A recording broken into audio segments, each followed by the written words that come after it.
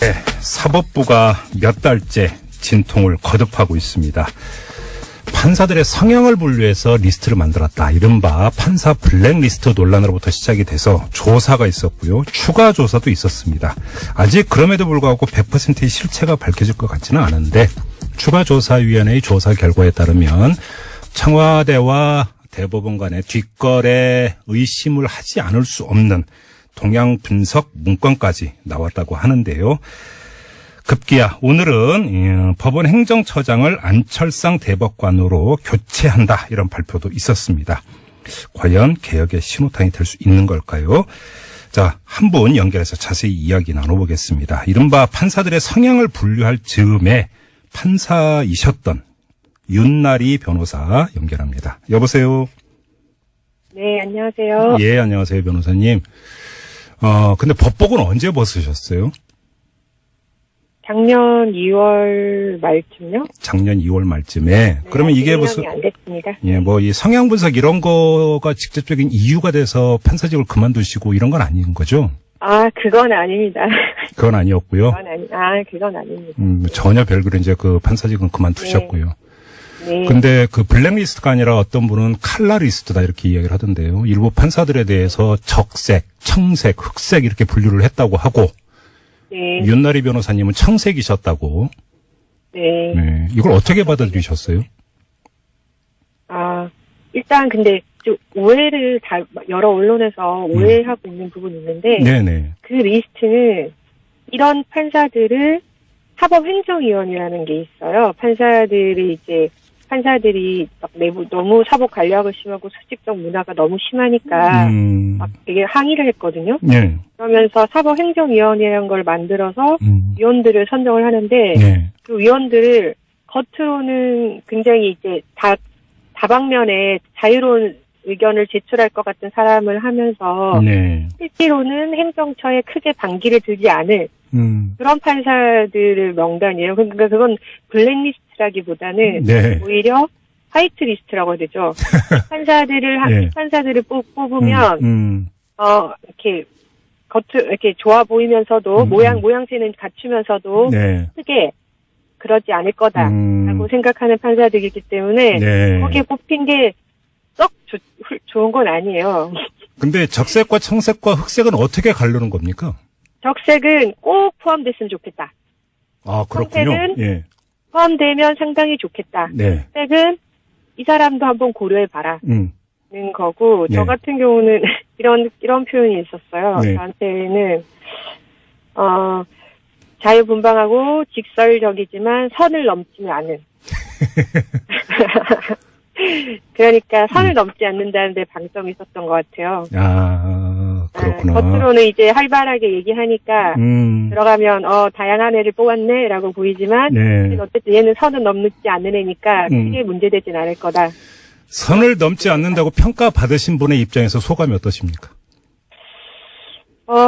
뭐 평이 나쁘진 않았네 내가 생각한다고 보다 저는 선을 늘 한 번씩 넣었던 것 같거든요. 반어법이죠, 지금. 그렇게 이해를 하면 되는 거죠, 변호사님? 그렇죠. 네, 그럼요. 기분 나쁘시죠, 솔직히? 사실은 그걸 딱 봤을 때 네. 기분 나쁘다기보다 되게 슬펐어요. 어떤 점에서? 왜냐하면 사실은 그 평이 조금 정확하거든요. 저에 대한 그 평이. 그래요? 제 주변에 가까운 분들이 저를 이제 그렇게 많이 생각하세요. 그렇기 때문에 네. 그 보고서에 내용 그거는 누군가 제 가까이 있던 저를 관찰했던 동료 판사가 썼을 수밖에 없어요. 그러니까요. 바로 그 점 아니겠어요. 그러니까 결국은 그래서 약간 이제 뭐 사찰이라고 하는 그 단어까지 등장을 했던 거 아닙니까, 사실은. 그래서. 네. 그러니까 일상적으로 우리가 사실 판사들은 판사들끼리 굉장히 친해요. 왜냐하면 외부랑 접촉하기가 힘드니까. 네. 동료들끼리 늘 애안을 나누고 술도 동료들끼리만 마시거든요. 거의. 네, 네.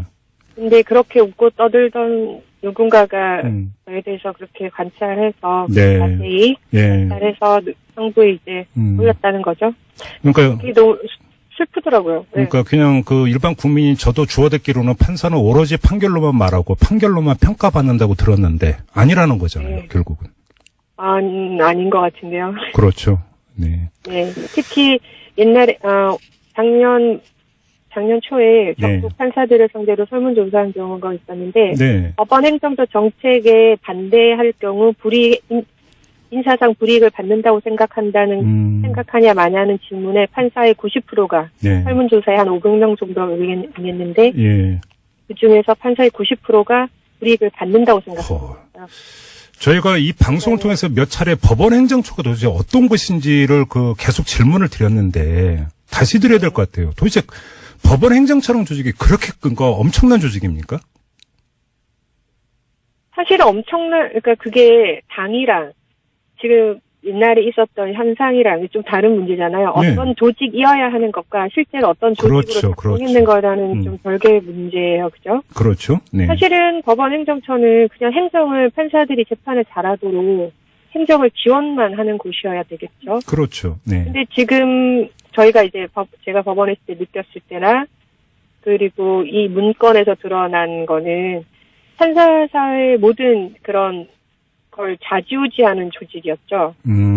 판사들의 근무 평정, 그 다음에 판사들의 보직, 네. 그 판사들의 발령지 이러면서 판사들의 모든 걸 쥐고 판사들을 순치시킬 수 있는 조직이었죠. 그리고 심지어 외부랑 정권이나 아니면 이제 정치권이나 이렇게 거래도 하는 그런 조직이었던 것 같아요. 이번에 문건을 보니까. 그런데 그러면 단순한 궁금증이 그러면 법원 행정처가 해서는 안 되는 일에다가 월권까지 했는데 그러면 이게 양승태 대법원장 체제에서만 나타나는 현상이었습니까? 아니면 그 이전에도 이런 일이 있었던 겁니까? 저 그렇게까지 고위층까지 못 가봐서 자세하게 모르겠는데 제가 네. 그걸 여쭤봤어요. 양승태 대법원장님 그때 이전에 행정처에 근무하셨던 분께 여쭤봤더니 예. 이런 것들을 그때도 이렇게 했냐 그랬더니 그때는 물론 그때도 행정처는 막강한 조직이었어요. 예. 하지만 이런 판사를 부용해서 보고를 정기적으로 한다든지 리스트를 만든다든지 그리고 일부 판사 사법 정책에 반대하는 일부 판사들을 규정하고 네. 그 사람들을 조직적으로 분쇄하려고 한다든지 그런 거는 들어본 적이 없다는 거예요. 아, 그렇군요. 그러니까 그 전에도 행정처는 막강하긴 했지만 네. 이 정도로 박근혜 이명박 정권에서 민간인 사찰하듯이 사실 그런 것들이 지금 법원 내에서 이루어진 거잖아요. 네네. 그런 정도까지는 있었던 게 적이 없다고 저는 이제 전에 들었죠. 저도 궁금해서 물어봤어요. 원래 이런 곳이냐. 네. 그래서 저희도 그게 궁금해서 어제도 이제 서기호 전 판사께 여쭤봤더니 이랬던 주된 동기가 뭐냐면 양승태 대법원장 체제에서 상고법원 설치가 수건 사업이었기 때문에 이걸 따내기 위해서 거래했던 것 아니냐. 이 점을 제기를 했는데요. 변호사님도 같은 견해세요? 그게 좀 많이 작용했던 건 확실히 맞는 것 같아요. 그래요? 근데 이제 본인들이 네. 분쇄해야 된다고 적이라고 생각했던 그 판사들이 제일 이제 문제 삼은 것이 상고법원 추진 반대였거든요. 아. 근데 꼭 그것만은 아닌 것 같아요. 왜냐하면 그 판사들이 최초에 말한 거는 상고법원 이전에 네. 법원 내 민주화였어요. 너무 수직적이고 관료화돼서 그 판사들이 중요한 재판 이렇게 서울중앙법원의 굉장히 민감한 재판들 네. 그런 재판에 순치된 판사들만 그러니까 소위 말하면 행정처의 기본 방향이나 대법원의 기존 입장을 반기를 들 것 같지 않은 네. 안전한 판사들을 보내는 거죠. 근데 그게 이제 그런 거는 굉장히 국민들한테 굉장히 민감한 문제잖아요. 예. 근데 그런 거에 대해서 일방적으로 하지 말고 판사들 전반적으로 민주적으로 결정하자 네. 이런 기류가 있었거든요. 예. 근데 그거에 대해서도 굉장히 많은 대책 문건들을 마련한 걸 볼 수가 있어요. 이 보고서를 보면. 네. 그러니까 상고법원이 저도 많이 정치권에 흡수하게 된 것은 정치권에 그렇게 접촉하게 된 것은 상고법원이 맞지만 네. 판사들 내부를 이렇게 통제하고 이렇게 사찰하고 하는 것은 사실은 법원 내 기득권을 지키기 위한 그런 측면도 저는 있다고 생각해요. 알겠습니다. 김명수 대법원장이 어제 이 조직 개편도 하겠다라고 이미 밝혔고 오늘은 안철상 대법관을 법원 행정처장으로 전격 인사 냈는데요. 일단 이 점 어떻게 보세요? 안철상 대법관을 행정처장으로 발탁한 이유가 법원 행정처 근무 경험이 없기 때문이네. 개혁을 그러니까 제대로 할 수 있다. 이런 판단이었다고 하는데요. 변호사님 어떻게 평가하세요? 저는 사실 안철상 대법관님에 대해서 잘 모릅니다. 네. 근데 굉장히 원칙론자이시라고 뭐 이렇게 존경받을 만한 분이라는 말씀은 건네 들었는데 네. 제가 그분은 잘 모르고요. 근데 지금 현재 원래 계시던 김소영 대법관님이 교체되는 거 그건 불가피한 일이라고 생각합니다. 왜냐하면 지금 이렇게 큰 사태가 터졌는데 누군가는 당장 책임을 져야 되지 않나요? 그렇죠. 네. 누군가는 일단 당장 책임을 져야 되고 또 하나는 중요한 게 사실은 컴퓨터를 조사위에서 요구한 컴퓨터가 하나가 더 있어요. 네. 임종원 차장이 쓰던 컴퓨터인데 그거를 행정처가 제출하는 걸 거부했거든요. 제공하는 걸. 예. 그 최종적인 결정은 행정처장이 하지 않았을까요? 그렇군요. 그러니까, 다 제 추측이긴 하지만요. 네. 그러면은, 그리고 그 당시 문제가 됐던 원세훈 재판. 네. 거기도 실제로 관여를 했고. 네네네. 그러니까 저는 그런 여러 가지 점에서 빨리 이렇게 교체를 하는 것이 맞지 않았나 싶어요. 근데 변호사님의 말씀을 듣다 보니까 김소영 대법관이 법원 행정처장직에서 물러나는 것 같고 끝나는 사안인가요, 그러면 그게? 끝나진 않겠죠. 이제 시작이겠죠. 그렇죠. 예. 네. 이게 관련해서 약간 미묘한 문제일 수가 있는데요. 지금 검찰에 고발 사건이 접수가 되어 있고 검찰에 수사가 들어가지 않겠느냐라는 전망이 있는데 만약에 이렇게 된다면 검찰이 법원에 대해서 수사를 하는 거잖아요. 법원 행정처에 대해서. 네. 김명수 대법원장은 오늘 어떤 입장을 내놓냐면 법원 내부 문제는 법원이 스스로 처리하는 게 맞다. 이런 원칙론은 얘기를 했는데 이 문제 어떻게 변호사님은 어떤 생각이세요? 검찰 수사가 불가피하다고 보세요? 저는 일단 검찰도 섣불리 수사를 못할 거라고 생각합니다. 그래요? 네. 검찰도 이 국민들의 여론이나 이런 걸 알지만 쉽게 수사하지 못할 거라 생각하고 사실 길게 보면 이번 사태는 작년 1월에 이모 판사가 이제 부당한 지시를 거부하면서 사표를 내면서부터 시작됐잖아요. 이게 묻힐 뻔했지만 형판사들의 힘으로 처음으로 사법 전체 판사회가 열리고 거기서 진상조사회가 꾸려지고 이런 식으로 해서 1년간 진행돼서 결국 지금 이 결과를 냈거든요. 그러니까 제가 말씀드리고 싶은 건 법원 내부에서 힘으로 지금 이까지 왔어요. 법원 내부에 그것도 여태까지 문제가 됐던 행정처가 아니고 평판사, 행정처 상관없는 평판사들의 힘으로 이까지 왔다는 거죠. 그래서 저는 김영수 대법원장 말대로 조금 한 번은 더 기회를 줘야 된다라고 생각을 해요. 그 불씨가 아직 그 힘이 남아있다고 생각하고 여태까지 사실 국민들이 그렇게까지 관심 가지지 않으셨어요. 네, 아직은 언론도 마찬가지고, 물론 한 꼭지씩 다루셨지만, 이렇게 탑뉴스로 다루는 건 이번 이 진상조사 결과가 나오고 나서거든요. 맞아요. 맞습니다. 근데 그 전까지 1년간은 누가 그럼 그 힘을 내서 그걸 끌고 왔냐. 그거는 평판사들이 끌고 왔거든요. 네, 그래서 한 번 더 기회를 줘야 된다고 생각하고, 다만, 배수의 진이 있죠. 고발이 돼 있고, 제가 알기로는 조만간 참여연대 이런 곳에서도 추가 고발을 할 예정이라고 들었어요. 네, 그래서 제대로 안 되면 어쩔 수 없죠. 왜냐하면 760개나 되는 의문의 파일들이 아직도 남아 있고, 그러니까요. 그건 이제 전 국민이 탑뉴스로 다 알고 있는 바잖아요. 그렇죠. 그거를 묻고 넘어갈 수는 없다는 거는 이제 법원 내 외부에서 다 알고 있을 거예요. 적당히 이제 넘어갈 수 없다는 거. 그럼 마지막으로 지금 일각에서는 3차 조사위원회를 꾸리고 이 조사위원회에 외부 인사까지 참여를 시켜서 좀 더 강도 높게 내부 조사를 하는 방안을 이야기를 하고 있지 않습니까? 이거에 대해서 어떤 생각이세요?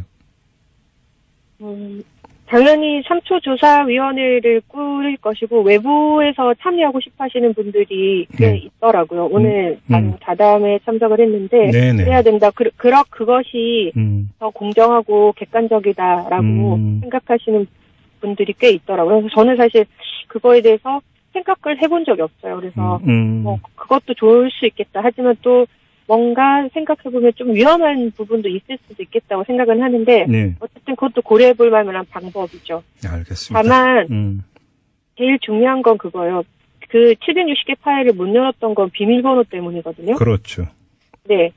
그 비밀번호를 걸어둔 사람들이 자발적으로 협조를 해야 돼요.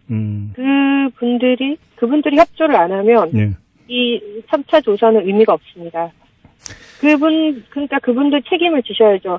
법원 내 검찰의 공권력을 끌어들일 것인지 안 끌어들일 것인지. 법원에서 자체적으로 모든 걸 밝힐 수 있도록 그분들이 협조할 건지 안 할 건지 그분들한테 공이 넘어간 상태라고 저는 생각해요. 알겠습니다. 자, 말씀 여기까지. 너무 말이 많았죠. 아닙니다. 자, 미진한 부분은 다음에 다시 한번 인터뷰 부탁드리고요. 오늘 말씀은 여기까지 들을게요. 고맙습니다, 변호사님. 네, 감사합니다. 네, 판결로만 평가받는다고 들었는데 아니라는 거잖아요, 네. 결국은. 아닌 것 같은데요. 그렇죠. 네. 네, 특히 옛날에 작년 초에 적국 판사들을 상대로 설문조사한 경우가 있었는데 네. 법원 행정처 정책에 반대할 경우 인사상 불이익을 받는다고 생각하냐 마냐는 질문에 판사의 90%가 네. 설문조사에 한 500명 정도 응했는데 예. 그중에서 판사의 90%가 불이익을 받는다고 생각합니다. 저희가 이 방송을 통해서 몇 차례 법원 행정처가 도대체 어떤 것인지를 계속 질문을 드렸는데 다시 드려야 될 것 같아요. 도대체 법원 행정처럼 조직이 그렇게 엄청난 조직입니까? 사실은 그러니까 그게 당이랑 지금 옛날에 있었던 현상이랑 좀 다른 문제잖아요. 네. 어떤 조직이어야 하는 것과 실제로 어떤 조직으로 작동했는 거라는 좀 별개의 문제예요. 그죠? 그렇죠. 네. 사실은 법원 행정처는 그냥 행정을 판사들이 재판을 잘하도록 행정을 지원만 하는 곳이어야 되겠죠. 그렇죠. 네. 근데 지금 저희가 이제 제가 법원에 있을 때 느꼈을 때나 꼭 뽑으면 이렇게 좋아 보이면서도 모양새는 갖추면서도 네. 크게 그러지 않을 거다라고 생각하는 판사들이기 때문에 네. 거기에 뽑힌 게 썩 좋은 건 아니에요. 근데 적색과 청색과 흑색은 어떻게 가르는 겁니까? 적색은 꼭 포함됐으면 좋겠다. 아, 그렇군요. 청색은 예.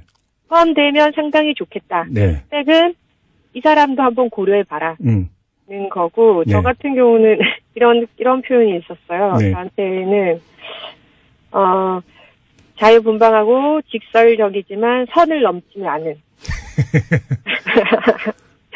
그러니까 선을 넘지 않는다는 데 방점이 있었던 것 같아요. 아, 그렇구나. 겉으로는 이제 활발하게 얘기하니까 들어가면 다양한 애를 뽑았네라고 보이지만 네. 어쨌든 얘는 선을 넘지 않는 애니까 크게 문제되진 않을 거다. 선을 넘지 않는다고 평가받으신 분의 입장에서 소감이 어떠십니까? 평이 나쁘진 않았네, 내가 생각한다고 보다. 저는 선을 늘 한 번씩 넣었던 것 같거든요. 반어법이죠, 지금. 그렇게 이해를 하면 되는 거죠, 변호사님? 그렇죠. 네, 그럼요. 기분 나쁘시죠, 솔직히? 사실은 그걸 딱 봤을 때 네. 기분 나쁘다기보다 되게 슬펐어요. 어떤 점에서? 왜냐하면 사실은 그 평이 조금 정확하거든요. 저에 대한 그 평이. 그래요? 제 주변에 가까운 분들이 저를 이제 그렇게 많이 생각하세요. 그렇기 때문에 네. 그 보고서에 내용 그거는 누군가 제 가까이 있던 저를 관찰했던 동료 판사가 썼을 수밖에 없어요. 그러니까요. 바로 그 점 아니겠어요. 그러니까 결국은 그래서 약간 이제 사찰이라고 하는 그 단어까지 등장을 했던 거 아닙니까, 사실은. 그래서. 네. 그러니까 일상적으로 우리가 사실 판사들은 판사들끼리 굉장히 친해요. 왜냐하면 외부랑 접촉하기가 힘드니까. 네. 동료들끼리 늘 애안을 나누고 술도 동료들끼리만 마시거든요. 거의. 네, 네. 근데 그렇게 웃고 떠들던 누군가가 저에 대해서 그렇게 관찰해서 자세히 관찰해서 상부에 이제 보였다는 거죠. 그러니까요. 그게 너무 슬프더라고요. 네. 그러니까 그냥 그 일반 국민이 저도 주워 듣기로는 판사는 오로지 판결로만 말하고 사법부가 몇 달째 진통을 거듭하고 있습니다. 판사들의 성향을 분류해서 리스트를 만들었다. 이른바 판사 블랙리스트 논란으로부터 시작이 돼서 조사가 있었고요. 추가 조사도 있었습니다. 아직 그럼에도 불구하고 100%의 실체가 밝혀질 것 같지는 않은데 추가조사위원회의 조사 결과에 따르면 청와대와 대법원 간의 뒷거래 의심을 하지 않을 수 없는 동향 분석 문건까지 나왔다고 하는데요. 급기야 오늘은 법원 행정처장을 안철상 대법관으로 교체한다 이런 발표도 있었습니다. 과연 개혁의 신호탄이 될 수 있는 걸까요? 자, 한 분 연결해서 자세히 이야기 나눠보겠습니다. 이른바 판사들의 성향을 분류할 즈음에 판사이셨던 윤나리 변호사 연결합니다. 여보세요?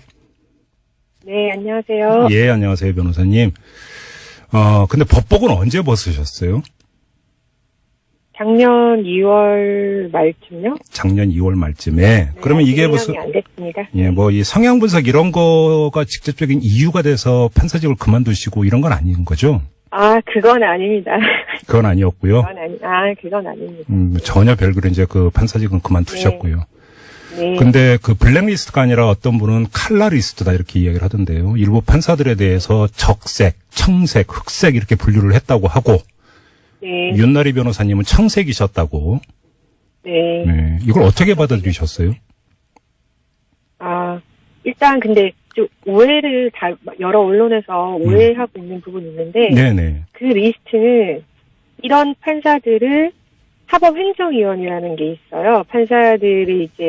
판사들이 막 너무 사법 관리하고 심하고 수직적 문화가 너무 심하니까 막 되게 항의를 했거든요. 네. 그러면서 사법행정위원회라는 걸 만들어서 위원들을 선정을 하는데 네. 그 위원들을 겉으로는 굉장히 이제 다방면에 자유로운 의견을 제출할 것 같은 사람을 하면서 네. 실제로는 행정처에 크게 반기를 들지 않을 그런 판사들의 명단이에요. 그러니까 그건 블랙리스트라기보다는 네. 오히려 화이트리스트라고 해야 되죠. 판사들을